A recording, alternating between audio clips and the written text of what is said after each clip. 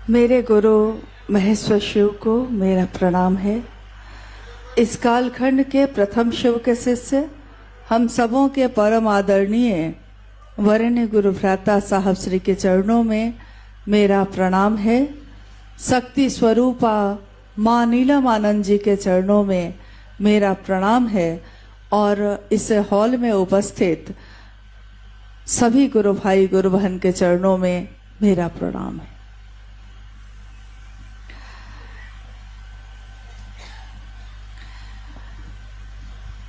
आज की ये कार्यशाला जो कल से चल रही है, आज इसका दूसरा दिन है और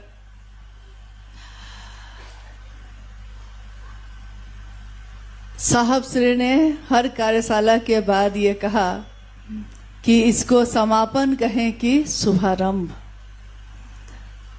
क्योंकि जब भी कोई ज्ञान संचरित किया जाता है तो वो शुभारंभ ही होता है। शुभारंभ यानी शुभ का आरंभ। हर वो सभा जो शिव शिष्यों की होगी, एक ऐसी सभा होगी जिस सभा में जो ऋग्वेद की अंतिम ऋचा कहती है, साहब श्री उसका जिक्र करते हैं और कहते हैं सभा एक ऐसी सभा जिसमें सबके हृदय में एक ही भाव संचरित होते हों, जो एक ही लय में धड़कते हो, जिनकी सोच एक हो, जिनका लक्ष्य एक हो, जिनका चलने का रास्ता एक हो और चल सब साथ रहे हैं, लेकिन सबकी अपनी अपनी यात्रा है। इस भीड़ में भी हर व्यक्ति की अपनी यात्रा है।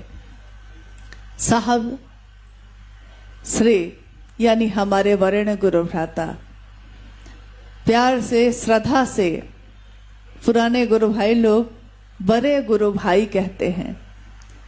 जब इक्का दुक्का कोई शिवसे से हुआ था, इनके बारे में या इनके तत्व को समझना उससे भी ज्यादा कठिन लगा जितना शिव को समझना। साहब ने कहा भी शिव से मिलना आसान है, हरिंद्रानंद से मिलना बहुत कठिन है, इतना आसान नहीं है। शिव से मिलना आसान है। क्यों कहा? क्योंकि उन्होंने चाहा ही नहीं। वो जिससे मिल गए वो तो उसी से मिलना चाहते थे और हम भी उन्हीं से मिले, उनकी यही चाहत रही। साहब श्री का जन्म 31 अक्टूबर 1948 को सिवान के अमलोरी नामक ग्राम में हुआ। दीपावली की संध्या थी, शाम में दीपावली मनाई गई, धरती रोशन हुई, शिव के शिष्य का आगमन हुआ था। ये कौन सा काल था, ये कौन सा समय था जब उनका जन्म हुआ है? क्योंकि विषय है साहब श्री हरिंद्रानंद जी, हमारे बड़े गुरु भाई, हमारे वरेण्य गुरु भ्राता, और उनका संदेश आओ चले शिव की ओर। इसलिए हम लोग बात करते हैं उनकी, जिनके कारण आज हम सब इस सभा में बैठे हैं। साहब की ये कौन है? ये वो काल है जिसको कहा जाता है अध्यात्म का संक्रांति काल। अध्यात्म का संक्रांति काल यानी एक काल से, एक राशि से जब दूसरी राशि में काल समय जब जाता है तो उसको कहा जाता है संक्रांति। और आध्यात्म का संक्रांति काल चल रहा है, समय गुजर रहा है। कब? जब साहब का जन्म हुआ है। भारत देश जिसकी भूमि पे उनका जन्म हुआ है, 100 वर्षों की गुलामी के बाद अभी अभी आजाद हुआ है। साहब का जन्म कब हुआ? 1948 को। हमारा देश कब जन्म हुआ? हमारे देश का जन्म ही हुआ वो कहा जाएगा, क्योंकि आजाद हुआ 1947 में। उसके 1 वर्ष के होते होते साहब का जन्म होता है।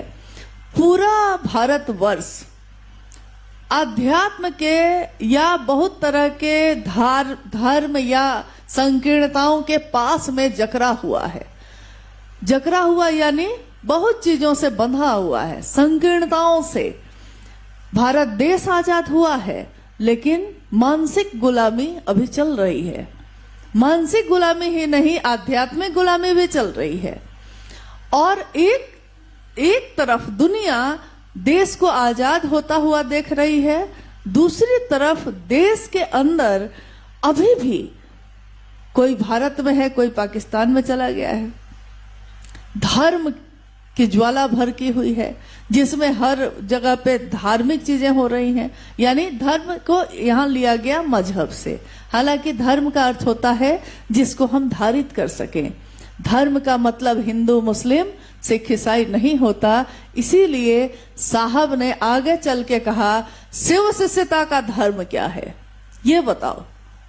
क्योंकि जब साहब का जन्म हुआ है उस समय लोग बटे हैं कुनबों में, जातियों में, जातियों के अंदर भी जातियां हैं, क्षेत्र में, मानसिक तल पे भी अमीरी में, गरीबी में, कोई अंग्रेजों की तरह रह रहा है और कोई एकदम ही ग्रामीण क्षेत्र में बिल्कुल गरीबी का जीवन जी रहा है। पूरा देश उस समय ऐसा ही है और उस समय साहब श्री का जन्म हुआ है। दीपावली के साथ इसका शुभारंभ हुआ। मंगल दीप जले, मंगल दीप के साथ इसका प्रज्वलन हुआ है, शुरुआत हुई है। शिव का अंश उतरा है, कुछ तो होगा ही धरती पे।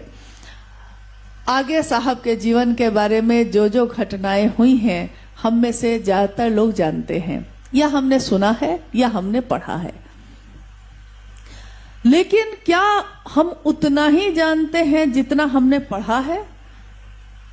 साहब से आज तक जितने लोग हम लोग यहाँ बैठे हैं, हम में से कितने लोग सशरीर मिल चुके हैं? मुझको लगता है सब। और आप उनके जीवन पे लिखी हुई घटनाओं को पढ़िए, या साहब की बोली हुई बातों को जो आओ चले शिव की हर में उसको पढ़िए। क्या इतने दिनों में हमने उतना ही जाना है साहब से जो लिखा है? उतनी ही घटनाओं का दर्द हमने महसूस किया है जो साहब ने लिख दिया? क्योंकि साहब ने तो अपना दिल सबके आगे खोल के रख दिया। उन्होंने तो किसी से कुछ छुपाया ही नहीं। इसलिए बहुत लोग कभी नाराज भी हुए, कभी खुश भी हुए। क्योंकि अगर खुल के बड़ाई कर दी तो खुश हो गए, अगर गुस्सा गए तो दुखी हो गए। लेकिन उनका स्वभाव क्या है? स्वभाव शिव जैसा होगा। शिव का स्वभाव क्या है? करुणावतारम है वो।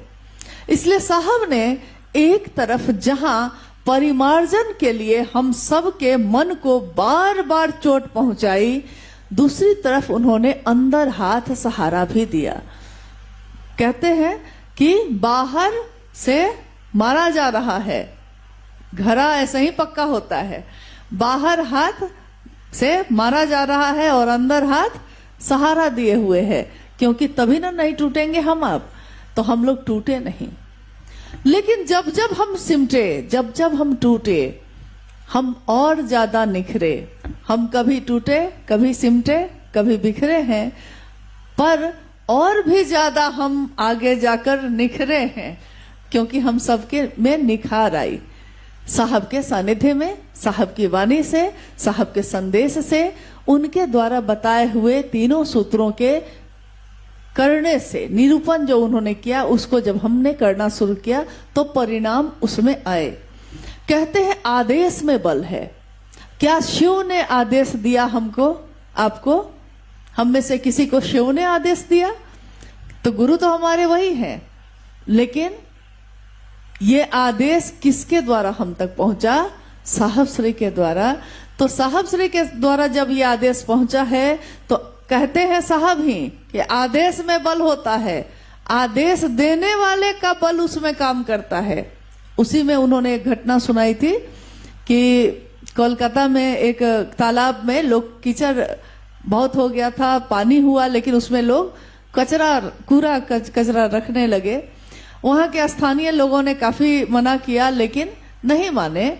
और एक दिन जब वहां के कमिश्नर ने अपना आदेशानुसार जो वहां के प्रशासनिक पदाधिकारी थे उनका नाम जब नीचे लिखा गया, उसके बाद किसी ने उसमें कूड़ा कचरा नहीं डाला, क्योंकि जेल हो जाती।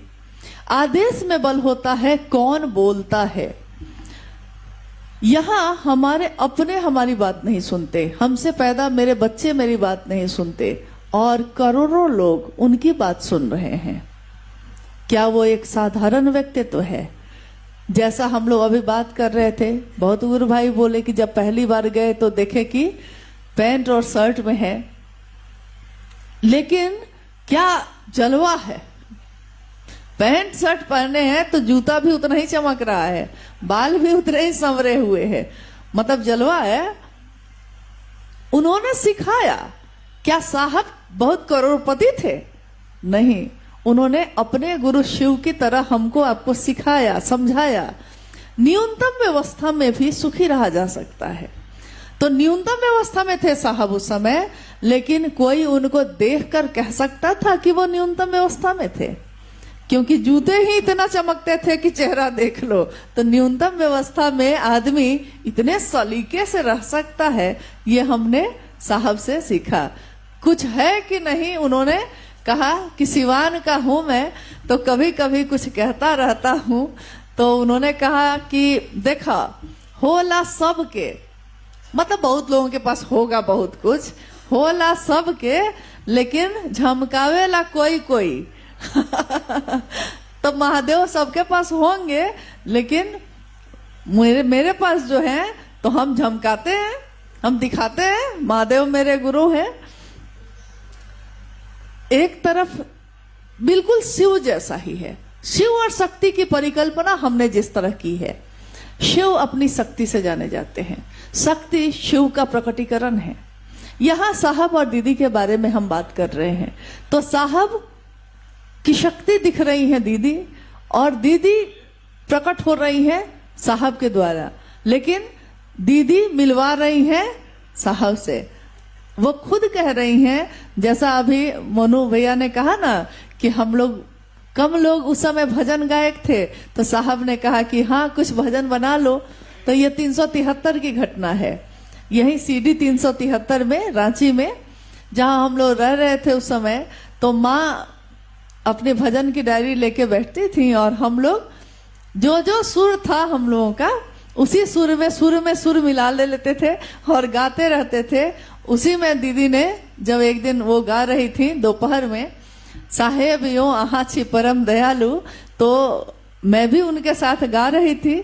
और साहब का प्रवेश होता है उसी समय कार्यालय से। दोपहर में अचानक वो आ जाते हैं घर कि दोपहर का भोजन घर पे करेंगे। देखते हैं कि माँ तो गा रही हैं, वही हम लोग इतना तेज में गा रहे थे कि सोचे नहीं ना कि साहब हैं। हम लोग को तो लगा कि वो तो कार्यालय में है, तो पूरा सुर में गा रहे थे। वो जो अहाते में आए उनको स्वर वहीं सुनाई दे गया। तो अचानक साहब अंदर प्रवेश किए, और उन्होंने कहा, उनको देखते ही हम लोग का स्विच ऑफ हो गया, बंद हो गए। साहब ने कहा कि नीलम, साहब तो महादेव को कहते हैं। तो माँ कहती हैं कि मैं भी तो साहब मतलब महादेव के लिए ही गा रही हूं, मतलब मैं भी साहब कह के महादेव के लिए ही तो गा रही हूं। साहब बोले हाँ यही कह रहा था मैं कि साहब कौन है यहाँ, यहाँ कोई दूसरा साहब नहीं है, यहाँ महादेव ही साहब हैं। कह के साहब अपना बैठे हैं, भोजन किए, चले गए। बाद में जब साहब चले गए तब मैंने माँ से पूछा कि सही में माँ आप साहब महादेव के लिए गा रही हैं? तो माँ ने कहा कि मुझको महादेव में और इनमें कोई अंतर नहीं दिखता। तो मैं जब भी गाती हूं मेरे लिए दोनों एक ही सत्ता है। देखिए ये कौन बोल रहा है, ये क्या पत्नी बोल रही है? क्योंकि साहब के अनेक रूप हैं, साहब के अनेक रूपों में पति का रूप भी है। तो यहां मां पत्नी है, क्या मां पत्नी के रूप में ये बात बोल रही है? ये वाक्य तो ये नहीं बताता है। ये वाक्य बताता है कि मां नीलम आनंद एक शिव के शिष्या उस शिव के शिष्य के सानिध्य में है जिसका सीधे जुड़ाव शिव से है। इसलिए उन्होंने जितना साहब को देखा है, जाना है, हमारे आपके लिए असंभव है। तो उस रूप को जानकर वो ये बात कह रही हैं। इसीलिए जब शिव के शिष्य साहब के कार्यालय चले जाने के बाद, साहब के जाने के बाद माँ के पास बैठते तो वो रोते तो माँ भी रोती, क्योंकि ममतामयी थी। तो ममतामयी माँ तो रोने पे बच्चे रोएंगे, तो हमारे लिए हम सब उनके बच्चे ही हैं। हमारी उम्र चाहे जो हो, धरती पे हमारी उम्र चाहे जो हो, आप 100 साल के भी हो जाएंगे तब भी साहब और दीदी के लिए तो बच्चे ही हैं। कोई एक जगह है जहां हमको लगता है कि हम सबका बचपन है, हम सबके ऊपर कोई है, हम अनाथ नहीं है, हमारे नाथ है कोई। हाँ, जेकर नाथ भोले नाथ ऊ अनाथ कैसे होई तो है। वरण गुरु भ्राता साहब श्री के जीवन की बहुत सारी घटनाएं हमको ये बताती हैं, दिखाती हैं कि वो जो सिर्फ दिख रहे हैं उतने भर नहीं हैं।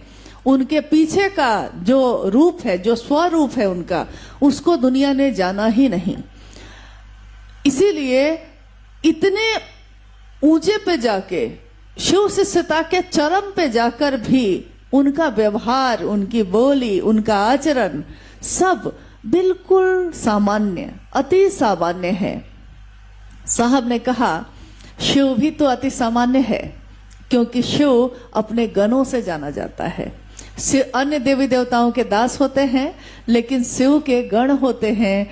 लोग कहते हैं कि हम आपके दास हैं, महादेव गले लगा के कहते हैं तुम तो मित्र हो, मतलब गण हो, मेरे आदमी हो ना, हम लोग आदमी हैं। इसीलिए उन्होंने कहा कि बनना है तो महादेव का आदमी बनो, बनना ही है तो महादेव का बनिए, और चमचागिरी ही करनी है तो सबसे ऊपर वाले का करिए, नीचे वाले का करने से तो कोई फायदा नहीं है। जैसे मेरा नाम, भैया लोगों ने मेरा नाम रखा था बेलचा। बेलचा मतलब क्या होता है? चमचा मतलब, चम्मच मतलब छोटा वाला, चमचा उससे थोड़ा सा बड़ा होता है, इसलिए चमचा थोड़ा विशिष्ट होता है। लेकिन बेलचा जो होता है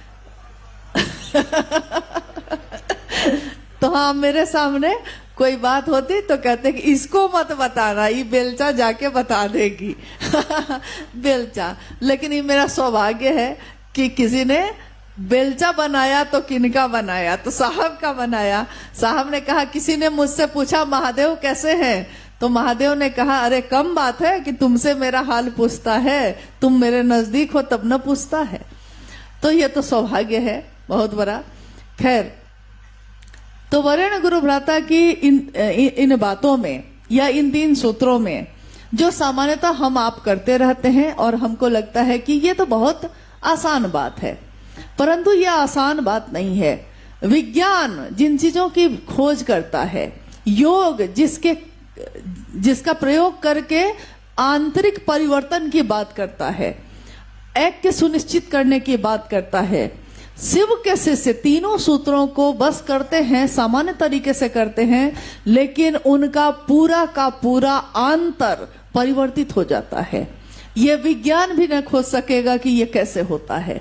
हमारी आंखों के सामने हमारा बच्चा अनायास बड़ा हो जाता है, युवा हो जाता है, हमारी आंखों के सामने होता है, लेकिन हम देख नहीं पाते और हम कहते हैं कि मेरी आंखों के सामने बड़ा हुआ है। आपने कब देखा कि वो बड़ा हुआ?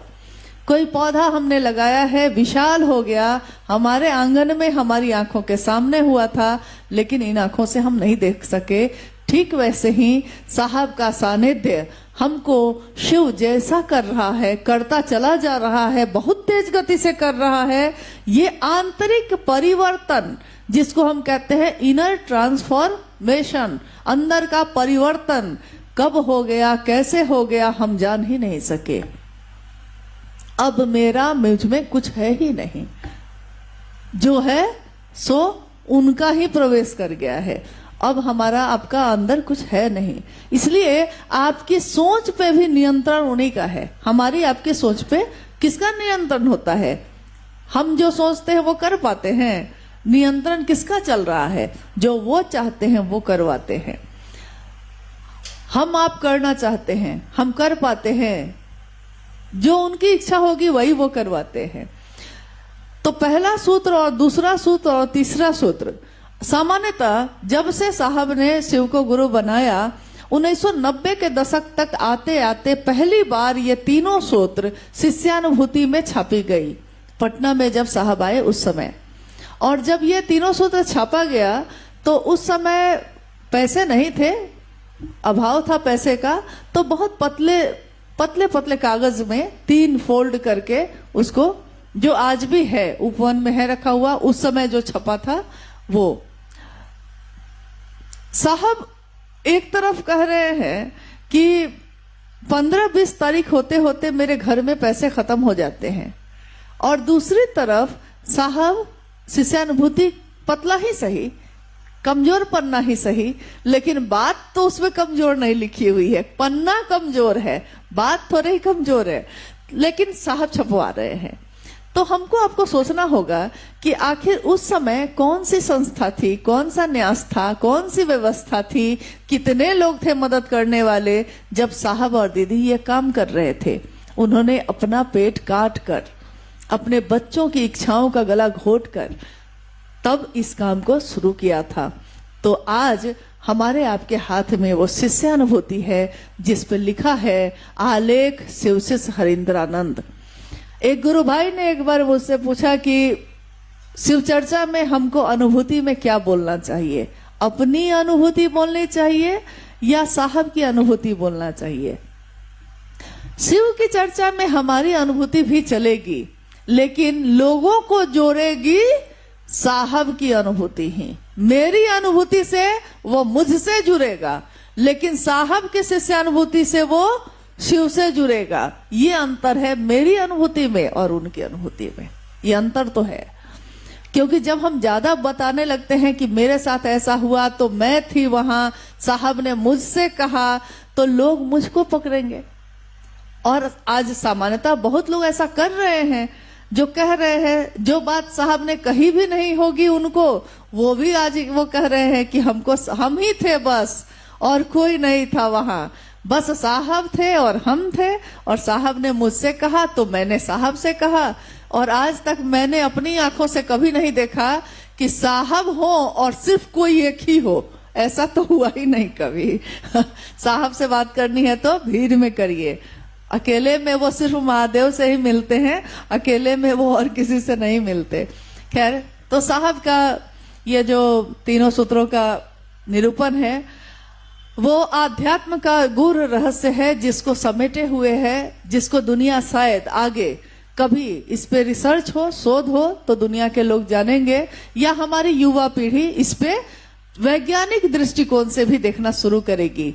अध्यात्म विज्ञान नहीं होता, आध्यात्म के अंदर विज्ञान होता है, लेकिन विज्ञान के अंदर आध्यात्म नहीं होता। आध्यात्म की ऐसी बहुत सारी बातें जो आज भी रहस्य है, लोग समझ नहीं सके। उसमें एक रहस्य ये भी है कि मन ही मन शिव से दया मांगना शिव का शिष्य कैसे बना सकता है, बनाता है। मन शिव की परिधि में बंध जाए, परिधि मतलब घेरा में हो जाए, ये दूसरा सूत्र कैसे करता है। शिव चर्चा, शिव की चर्चा जब हम आप करते हैं, शिव चर्चा ध्यान की अनुपम विधि है। ये कैसे होता है? क्योंकि ध्यान की अनुपम विधि कहा गया इसको। ध्यान के लिए आज तक लोग साधना, उपासना, मंत्रों का जप करते थे। ध्यान के लिए चर्चा यानी बोलने में ध्यान हो जाता है, ये आज तक कभी नहीं हुआ।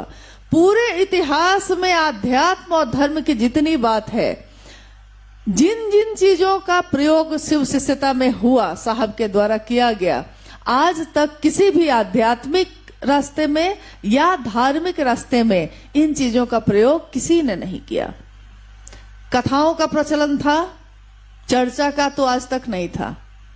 शिव चर्चा पहली बार किसने जगत में लाया? तो साहब ने लाया है। शिव चर्चा का प्रचलन साहब श्री के द्वारा हुआ। मन ही मन महादेव से दया मांगिए, क्योंकि आज तक कृपा शब्द का प्रयोग होता था, दया शब्द का प्रयोग नहीं होता था। पहली बार शिव शिष्यता में दया शब्द का प्रयोग किया गया, जहां साहब ने कहा कुछ भी नहीं आता, न क्रिया आती है, न साधना आता है, न मंत्रों का जप आता है, महादेव कुछ नहीं आता, फिर भी आपकी दया चाहिए। तो पहली बार पहले सूत्र में दया का प्रयोग किया गया, दया मांगने का प्रयोग किया गया, और ये विधि बताई गई। जो कहते हैं शिव हो उतरब पार कवने विधि ना, किस विधि से हम उस पार उतरेंगे, साहब ने इस विधि को बताया है। एक ऐसा रहस्य जो आज तक रहस्य ही था, शिव से जुड़ाव कैसे होगा, ये तो रहस्य था। लेकिन इस रहस्य का उद्घाटन उद्भासित साहब श्री के द्वारा किया गया, जिसमें उन्होंने कहा कि अगर एक इंसान सोच ले, उसके विचार में भी प्रवेश कर गया है महादेव का शिष्य भाव, अगर उसके अंदर थोड़ा भी पनपा है, गुरु का भाव प्रवेश करता है। और कल हम लोग इस पे बात कर रहे थे क्या होता है शिव चर्चा, यानी ये सिर्फ हमारे लिए तमाशा नहीं है, ये हम सभी शिव शिष्यों को बहुत गंभीरता से समझना होगा और सोचना होगा इस पे कि आखिर हम सब शक्ति चाहते हैं। शक्ति यानी महादेव की दया भी एक शक्ति ही है, ताकत है, ऊर्जा है। महादेव की दया ऊर्जा ही है, उतरती है तब हम कुछ कर पाते हैं, तो ताकत है। ये ताकत अगर गलत हाथों में चला जाए तो विध्वंस करता है, और सही हाथों में चला जाए तो निर्माण करता है, सृजन करता है। तो सही हाथ यानी शिव शिष्यता जब हमारे मन में उतरती है तो एक ताकत हमारे मन में प्रकट होता है, जो मानसिक और शारीरिक ताकत से भी मजबूत होती है। ये एक बहुत बड़ा विज्ञान है जिसको साहब ने सर्वसुलभ कर दिया, सबके लिए कह दिया कि व्यक्ति का जो शारीरिक उसकी ताकत है, व्यक्ति की शारीरिक शक्ति से बलशाली है उसकी मानसिक शक्ति, और मानसिक शक्ति से बलशाली है उसकी आध्यात्मिक शक्ति। और हमको आपको साहब ने नीचे से ऊपर नहीं किया है, उन्होंने सीधे ऊपर कर दिया है, यानी सीधे आध्यात्मिक शक्ति से जोड़ दी है। इसीलिए हमारा आपका जो शारीरिक और मानसिक बल है वो दोनों मजबूत है, इस कारण से क्योंकि हमारी आध्यात्मिक ताकत मजबूत है। लोग पूछते हैं कि आखिर लोगों का कनेक्शन के लिए आप क्या करते हैं। जैसे अभी थोड़ी देर पहले 2 मिनट के लिए जब मैं गई तो कुछ पत्रकार थे, तो फिर यहाँ दिक्कत होती इसलिए मैं ऊपर चली गई। उन्होंने पूछा कि हम लोग इतने सालों से देख रहे हैं कि ये हम लोग को आज तक समझ में नहीं आया है कि कनेक्शन कैसे होता है, मतलब जुड़ाव, लगाव, एक दूसरे से जुड़ना। आखिर इतने लोग, एक तरफ हम लोग सुन रहे हैं कि करोड़ों शिव के शिष्य हैं, तो ये करोड़ों शिव के शिष्यों का एक दूसरे से कनेक्शन करने का तरीका क्या है। तो मैंने कहा कि साहब के द्वारा जो बताया गया है या जो समझा है हमने, कनेक्शन इसलिए है क्योंकि हम अलग अलग लोगों पे बात नहीं करते, हम एक पे बात करते हैं, महादेव पे। शिव मेरे गुरु हैं, तो शिव सबके गुरु हैं, कनेक्शन हो गया। शिव की दया हम भी मांगते हैं, आप भी मांगते हैं, वो भी मांगते हैं, रास्ता एक ही है, साहब ही ने कहा है रास्ता एक ही है, तो रास्ता एक है तो कनेक्शन हो गया। अभी सावन में कांवड़ लेके कितने लोग चल रहे होंगे, सबका एक दूसरे से कनेक्शन होता है कि नहीं, भले वो अस्थायी होता है, 3-4 दिनों के लिए होता है, लेकिन ये जीवन भर का है। क्योंकि कोई भी काम जो ईश्वर प्राप्ति के लिए होता है वो जीवन भर के लिए होता है, वो थोड़ी देर के लिए नहीं होता। इसीलिए तीसरा सूत्र में नमः शिवाय मंत्र का प्रयोग भी साहब श्री ने किया है ईश्वर प्राप्ति के लिए, शिव से हमारा ऐक्य सुनिश्चित हो जाए, इसके लिए। जब हम कोई मंत्र का प्रयोग करते हैं वो काल अवधि के लिए होता है। किसी की बेटी की शादी नहीं हो रही है, मंत्र का जप करने दे दिया है कोई, जब बेटी की शादी हो जाएगी उसके बाद तो आप मंत्र जप नहीं करिएगा क्योंकि काम हो गया। किसी को संतान नहीं है, संतान हो गया तब थोड़े ही मंत्र जप करेगा, संतान हो गई, काम पूरा हो गया, यानी काल अवधि तक। लेकिन ईश्वर प्राप्ति के लिए पूरे जीवन ये करना पड़ता है। एक दिन साहब ने पूछा था ये, कब?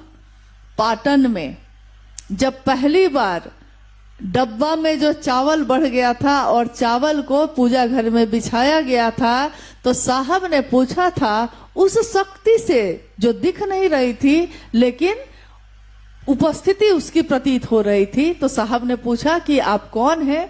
जवाब आया, मुझे शिव शक्ति जानो। और साहब पूछ रहे हैं कि हम भाई शिव के शिष्य हैं, हम लोग को क्या करना चाहिए। उस शक्ति ने क्या कहा, मतलब नमः शिवाय।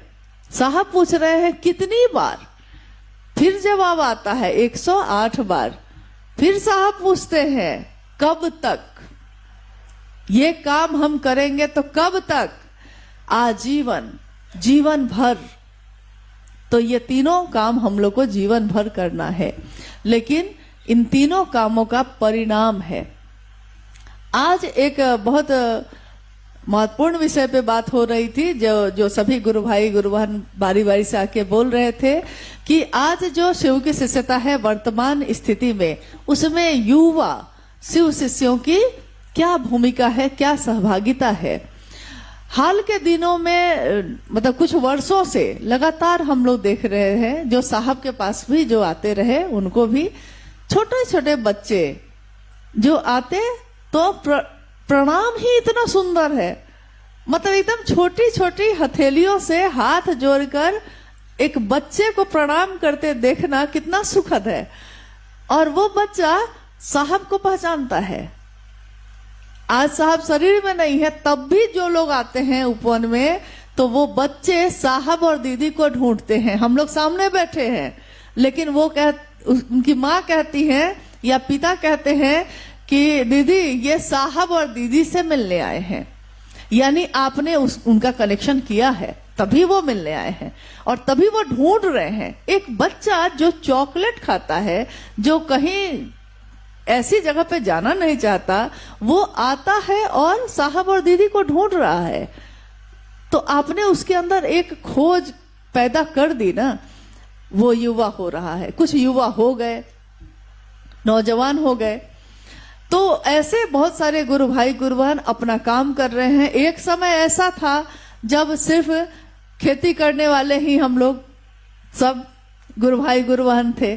आज एक समय पे दुनिया आज शिव शिष्यता की इतनी तो पहुंच गई है कि मुंबई में, दिल्ली में, बेंगलोर में या बड़े बड़े आईआईटी वाले शहरों में आईआईटीएन गुरु भाई गुरु बहन वहां काम कर रहे हैं कॉरपोरेट में, और अपने गुरु की बात भी कर रहे हैं। हाथ में कंगन लेकर कंप्यूटर चला रहे हैं। ये पहले नहीं था, आज है, क्योंकि बचपन में ही उनके हाथ में ये कंगन आ गया, तो उनसे फिर छूट नहीं सका। साहब ने कहा कि पान मैंने पकड़ा था, पान को, पान ने मुझको कैसे पकड़ा। मेरे तो साले साहब ने कहा कि मेहमान बाबू खाइए पान, और मैं तो पान क्या प्याज लहसुन भी नहीं खाता था। उन्होंने कहा मनातू में कि खाइए ना, एक खाइए ना। तो एक खाना शुरू किया था, 2 खाया, 3 खाया, और खाते खाते पान ही मुझको खाने लगा। अब मैं पान को नहीं खाता, पान ही मेरे साथ है। मैं थोड़े ही पान को ढूंढ रहा हूं, पान ही मुझको पकड़ लिया। तो पान अब छूट नहीं पा रहा है। महादेव से सटिए, थोड़ा नजदीक होइए, महादेव ही नहीं छोड़ेगा आपको, हमको। साहब के इस पूरे शिव शिष्यता की जो अवधारणा है, इस पूरी अवधारणा में शिव की अवधारणा, शिव शिष्यता की अवधारणा, शिव की अवधारणा तो बहुत पहले से कही गई कि किसी को पता नहीं चल सका। जिसने शिव को जैसा जाना उतना ही समझा। किसी ने शिव को उस तरफ से देखा तो शिव का वही रूप देखा, किसी ने उस तरफ से देखा तो शिव तो वही थे। देखने की जगह बदल दी आपने तो शिव का रूप भी बदल गया है। तो शिव का जो जो रूप लोगों ने देखा वो नाम दे दिया। और जगत गुरु शिव जो पंचानन, सदाशिव और दक्षिणामूर्ति के रूप से सुशोभित हैं, उस रूप को जगत के लोग उस रूप से अनजान रह गए। उस रूप का दर्शन साहब श्री ने करवाया है। साहब श्री के द्वारा जो ये शिव शिष्यता आज पूरे जगत में फैली है, हम लोग इधर हाल में लंबे समय से, मतलब कुछ समय से इस पे बात कर रहे हैं लगातार, और आप लोगों से भी कल भी इस बारे में 2 पंक्ति बात हुई थी कि हमारा उद्देश्य है कि ये बिया छीटा जाना चाहिए। तो आपके और हमारे आसपास में जो लोग भी ऐसी जगहों पे रहते हैं जहां महादेव की बात नहीं पहुंची, ढूंढिए उन लोगों को। और हम नहीं जा सकते तो उनके द्वारा जा सकता है। जाने से मतलब है, हम जाएं कौन सी जरूरी बात है। साहब कितनी जगह गए, लेकिन साहब का संदेश गया। जहां भी गया साहब का संदेश, वहां साहब की ऊर्जा गई है और परिणाम उसके कारण आया है, मेरे आपके कारण नहीं आया। तब भी शिष्य का एक कर्ता मन भी होता है, तो शिष्य के कर्ता के मन के लिए, कर्मानुरागी मन के लिए हम लोग शिव की चर्चा करते हैं, परंतु ये होता अनायास है, अपने आप है। ये होना तय था। कितने युग के बाद कलयुग आया है? कौन कौन सा युग बीत चुका? हाँ, सतयुग आया, द्वापर आया, त्रेता आया, कलयुग आया। हर युग में आप गौर करिए कि हर युग में एक युग पुरुष होता है, हर युग में होता है। कभी राम हुए, कभी कृष्ण हुए, शरीर में आए, युग पुरुष कहे गए, मतलब मर्यादा पुरुषोत्तम कहे गए। यानी उनके आचरण को देखकर दुनिया ने सीखा है, भगवान मान के पूजा किया है। हम शिव से साहब को भगवान कहते हैं तो लोगों को बड़ी दिक्कत है। जिसने इस पूरे युग को बदल दिया, शिव युग में बदल दिया, और हम सबको शिव का गण बनाया, आदमी बनाया, शिव का शिष्य बनाया, तो पूरा युग ही जिसको याद करता है, पूरा युग जिसने बदल दिया है, इस युग में, कलयुग में शास्त्र कहते हैं कि सबसे ज्यादा पूजा होगी तो महेश्वर और चंडी की होगी। और इस युग में देख लीजिए क्या हो रहा है, सिर्फ शिव की ही बात हो रही है, शिव की बात होती चली जा रही है। वैसे लोग जो कभी बड़ी परहेज में रहते थे शिव को गुरु मानने की बात पे, पूजा पद्धति से तो जुड़े थे, लेकिन आज देख लीजिए, वीडियो में देख लीजिए, डिजिटल प्लेटफॉर्म पे देख लीजिए, अखबार में, किताबों में, पत्रिकाओं में, जहां देखिए वो सब जो पहले सिर्फ एक ही बात करते थे, कोई ना कोई एक बात उन्होंने चुन लिया था और वही बात करते थे। आश्चर्य की बात है कि सब अब कहने लगे हैं नहीं शिव तो गुरु हैं, शिव ही गुरु हैं, सब कह रहे हैं। जो कथावाचक हो तब भी कह रहे हैं, और अगर कोई आध्यात्मिक पुरुष है तब भी कह रहे हैं, कोई धार्मिक पुरुष है तब भी कह रहे हैं। मतलब सब अब इस बात के लिए अनुकूल होते चले जा रहे हैं कि हाँ शिव तो जगत के गुरु हैं। पहले अगर हम लोग शुरू के गुरु भाई लोग को याद होगा कि पहले के समय में, प्रारंभिक समय में जब किसी से कहा जाता था तो इस बात पे तर्क लंबा चलता था कि भगवान गुरु कैसे हो सकते हैं, आप लोग तो भगवान को छोटा कर रहे हैं। लेकिन आज दुनिया के लोग कह रहे हैं शिव गुरु हैं। क्या शिव ने डिमांड किया था? शिव ने मांगा था? शिव ने तो अपना आसन कभी नहीं मांगा, उन्होंने तो अपने ससुर जी से भी नहीं मांगा था, दक्ष से भी नहीं मांगा था। शिव ने कभी मांगा नहीं। जो सबको देने वाले हैं वो क्यों मांगेंगे? हमारे साहब ने भी कब मांगा हमसे आपसे कुछ, लेकिन हमारे दिल में स्थापित हुए। एक ऐसा आसन बना शिव का जो अब किसी के हटाए नहीं हट सकता। गांव के गीतों में जब साहब और दीदी का नाम गूंजने लगा था, ये एक घटना है, बेगूसराय सदानंदपुर में संगोष्ठी हुई थी 2 दिनों की। उस समय माँ शरीर में थी, हम लोग गए थे उस कार्यक्रम में। जब लौट रहे थे हम लोग, रास्ते में कहीं पे शिव चर्चा हो रही थी, किसी जिला में शिव चर्चा हो रही थी, और उसमें गीत बज रहे थे। गीत माइक पे कोई चर्चा कर रही थी, कुछ गुरु बहनें गीत गा रही थी, और उस गीत में वो कह रही थी, साहब का नाम ले रही थी, दीदी नीलम आनंद का नाम ले रही थी। तो साहब ने हंसते हुए कहा कि जिस देश में गांव के गीतों में शिव चले गए, फिर आप उसको मिटा नहीं सकिएगा, क्योंकि अब ये संस्कृति में रच बस गए। सभ्यता मिट सकती है, संस्कृति नहीं। तो संस्कृति में तो रच बस चुके हैं शिव।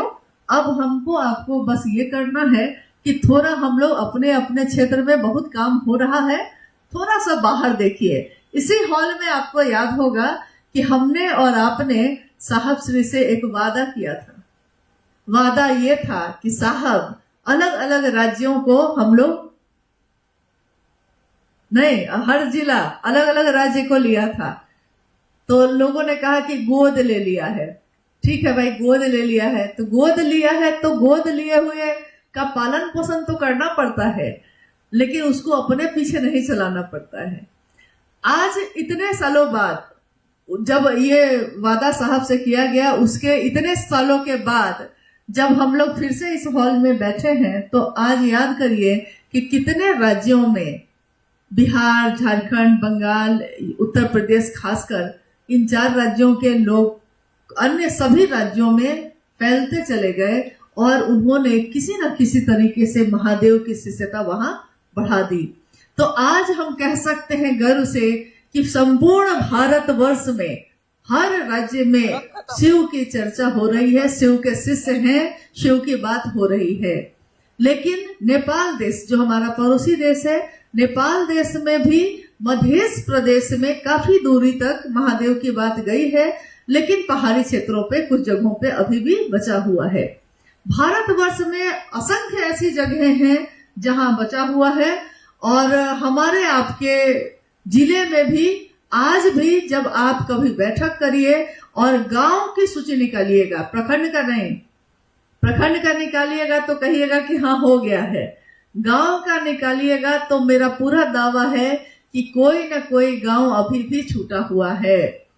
तो हम लोग थोड़ा साथी हाथ बढ़ाना करके, एक दूसरे की मदद करके पहले उस गांव तक इस बात को पहुंचा दे, और इसके साथ साथ हम सभी हर जिला के लोग, अमूमन बिहार के जिले के गुरु भाई गुरु बहन आज यहाँ उपस्थित हैं, तो हम सब अपने अपने जिले में एक ऐसी टीम गठित करें जिसमें हर तरीके के गुरु भाई गुरु बहन हो, जो बाहर के राज्यों में अगर उनका कोई रहता हो और जिस राज्य को आपने गोद लिया है उसके प्रति थोड़ा संवेदनशील होइए, क्योंकि ये नारेबाजी नहीं है, ये तालीबाजी नहीं है, ये हमारा करने वाला काम है, सिर्फ बोलना नहीं है, हमको करना भी होगा।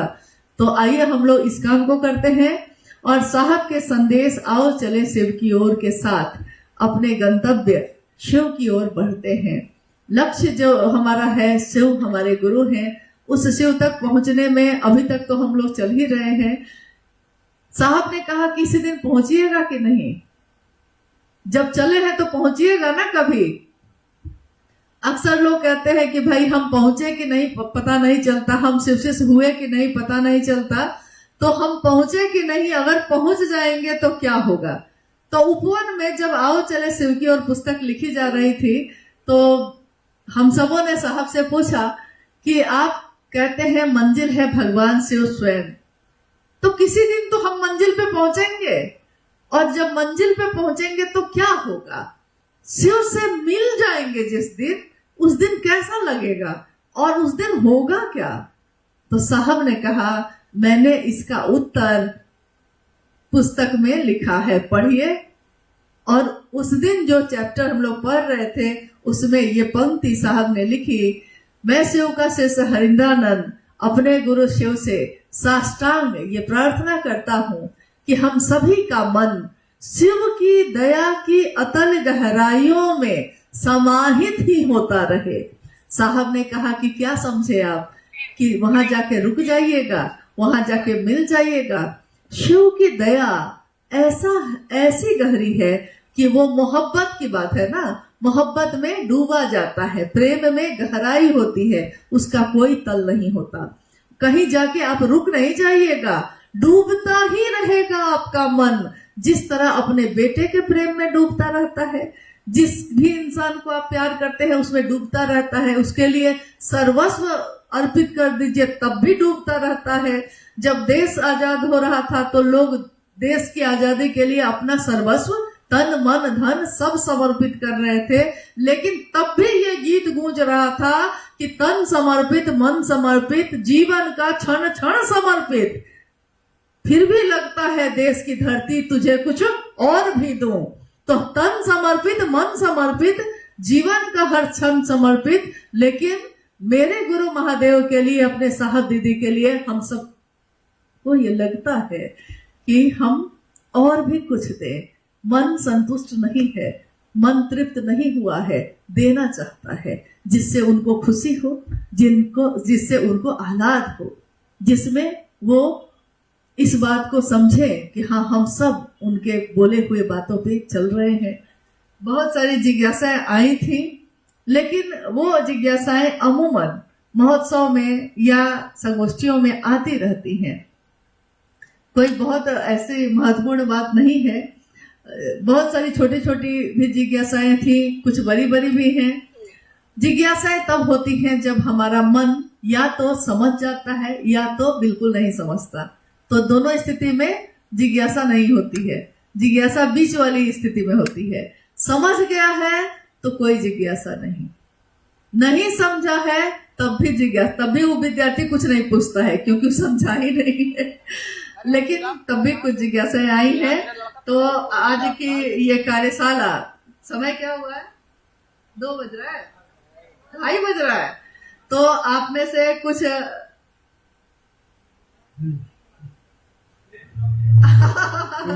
हाँ, सही बात है। भैया का कहना है कि ट्रेन दोबारा नहीं चल सकती है, ट्रेन अपने नियत समय पे चलेगी, काल भी अपने नियत समय पे घूमता है। ये क्षण, ये समय जो हमारा आज गुजरा है, कल सुबह से लेकर आज तक, ये क्षण भी फिर से नहीं आएगा। साहब के साथ इसी हॉल में उस दिन भी हम लोगों ने समय बिताया, साहब के साथ आज भी हम लोगों ने ये समय बिताया। तो तेरी महफिल में हम जो आए हैं, हम आपके लिए साहब कुछ नहीं कर सकते। आप इतने ऊंचे हैं, इतने ऊंचे हैं, लेकिन आप हम गरीबों के साथ एक साथ बैठे हैं। आप तो इतने ऊंचे हैं, हम सबको ही हो न सका, हमें ही हो न सका उनके कद का अंदाजा। वो आसमां है मगर सर झुकाए बैठे हैं। उन साहब को हम सब शिव के सिर से नमन करते हैं और कृतज्ञ हैं इस बात के लिए कि उन्होंने हम सबको शिव दिया है। हम जितना भी उनका नाम ले उतना कम होगा। आज से ही नहीं, हमेशा जब भी शिव के शिष्यों की कोई सभा होगी, कोई बैनर लगेगा, कोई बात होगी, उसमें महादेव और साहब दीदी तो रहेंगे ही रहेंगे। जिसमें तू ना होगा वो हमारी सभा ना होगी, वो हमारी बैठक ना होगी। जिसमें तू होगा वही हमारी सभा है। तो हम सब आज की इस कार्यशाला में उपस्थित सभी गुरु भाई गुरु बहनों को प्रणाम करते हैं। आभार है आपका कि आपने कष्ट को सहते हुए अपना बहुमूल्य समय दिया है और आगे महादेव के काम को बढ़ाने में अपना योगदान, अपनी सहभागिता देंगे। हम अपने क्षेत्रों के युवा गुरु भाई गुरु बहनों के लिए बहुत शीघ्र एक कार्यक्रम रांची में आयोजित करने पे विचार करेंगे और उसमें चाहेंगे कि ये मैदान में हो, क्योंकि अगर वो हॉल में होगा तो एक जिला के युवा भी उस हॉल में नहीं आ पाएंगे, मुझको लगता है। नहीं तो चलिए इसको किया जाए और आगे बढ़ा जाए। आप सभी के चरणों में